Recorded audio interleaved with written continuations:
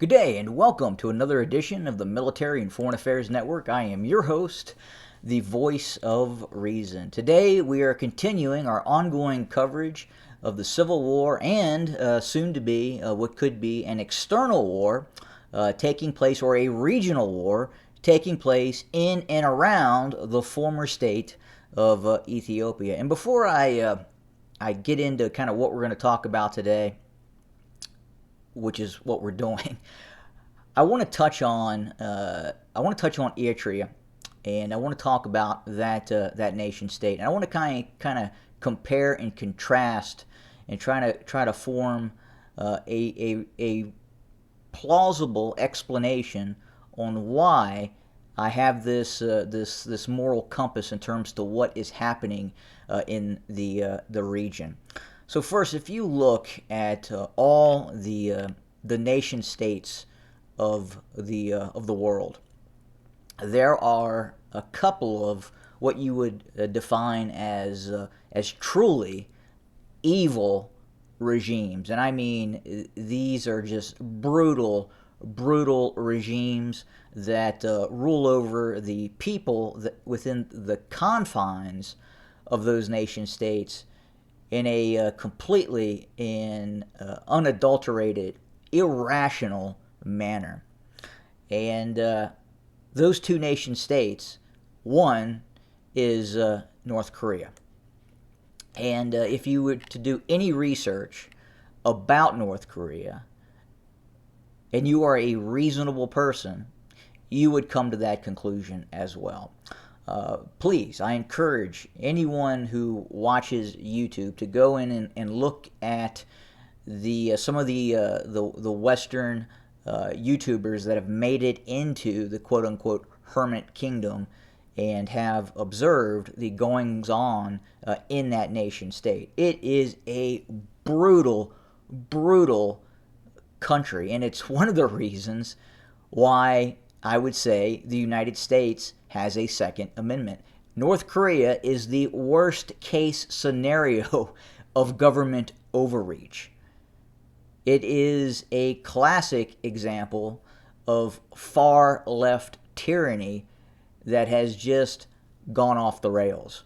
And that's what you see inside of North Korea today. It is a brutal regime, and no one, absolutely no rational or reasonable person can look at what is happening in North Korea and say, well, that's okay, because it's not.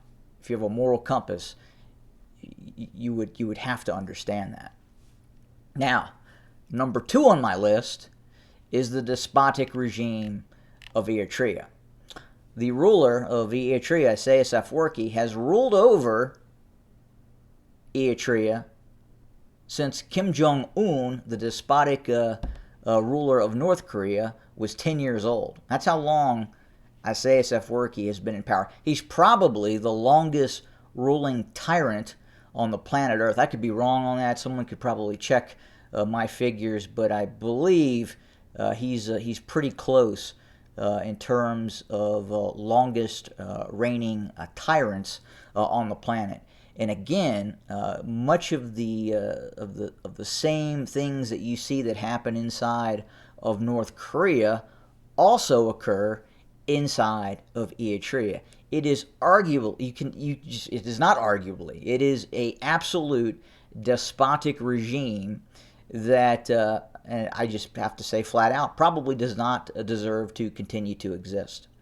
And if there were to ever be a need for some sort of regime change within a nation state, obviously those two nations would fall under that requirement. Now, as you look at Eritrea, who is Eritrea's closest ally right now? Well, its closest ally is this guy by the name of Abiy Ahmed, the current ruler of the former state of Ethiopia. He took power in 2018 and very quickly cozied up to the despotic regime inside of Eritrea. And again, we're comparing and contrasting a regime in Eritrea that is on par, maybe even worse than what you see in North Korea. But I'll allow you to do your own investigation, your own research, and I assume you would also come to that conclusion if proper research was conducted, and I encourage you to absolutely do that. But right now you have this ruler in Addis Ababa, also known as Finfine, that has cozied up to this despot in Eritrea.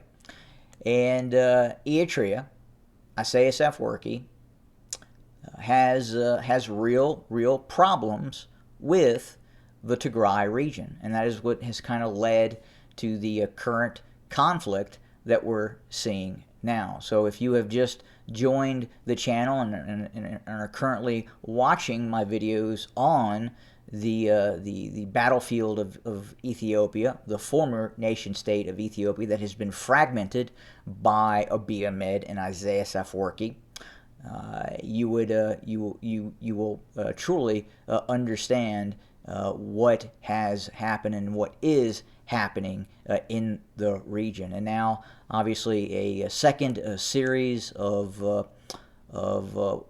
war fighting has erupted in and around the Tigray region, and right now we are seeing fighting on all fronts, much as we saw during the early stages of the so-called law enforcement operation that was launched by Abiy Ahmed and the tyrant Isaias Afwerki, which was not a law enforcement operation; it was a full-blown military operation against the Tigray region.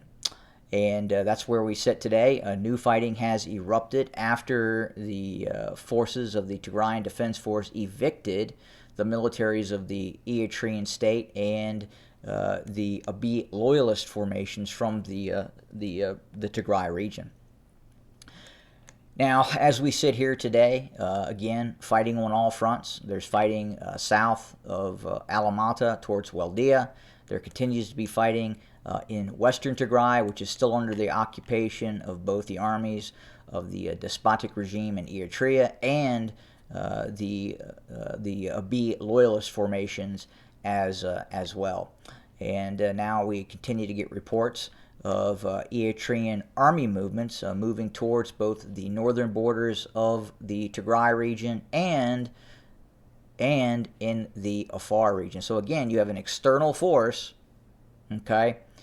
Eritrea is an independent nation state that is now injecting its own forces into the former state of Ethiopia on the behest of Abiy Ahmed, who is who may or may not be requesting those Eritrean forces into the Afar region. Now you have other actors and other players in this game as well. You have Sudan, you have Egypt, and you have, obviously, you have the United States, you have China, you have the United Arab Emirates. So a wide range of actors in this this dreadful war that is taking place in the Horn of Africa.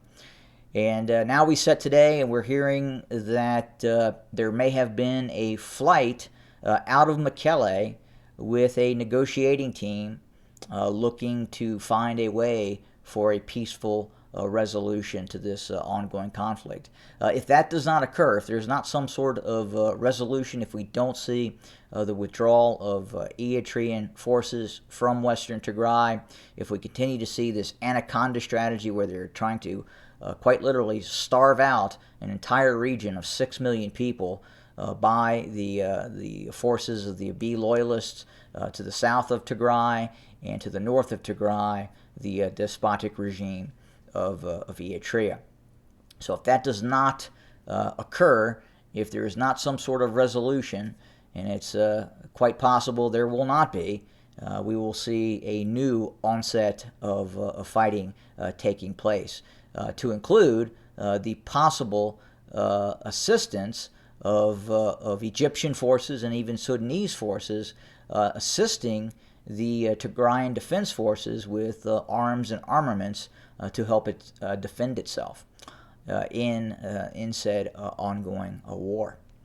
But that's where we kind of stand today. We're watching things very, very closely. I discussed last night, I felt that I needed to make a video about the deployment of the Eritrean army into the Afar region. Now, could this be a successful campaign coming out of the Afar region in terms of invading the Tigray region? I would say it's highly unlikely. It's going to be very, very difficult for the Eritrean military to maintain its logistical capacity in the Afar region, much less the Abiy loyalist formations as well. It could become a sidebar to the conflict. The real fighting is going to occur north of Adigrat, either in Eritrea or in the Tigray region and the border regions to the west towards Shiraro, Badme, and then obviously in western Tigray as well, where we know the Tigrayan Defense Forces now have a fairly sizable and well-equipped force operating on the Sudanese side of the border.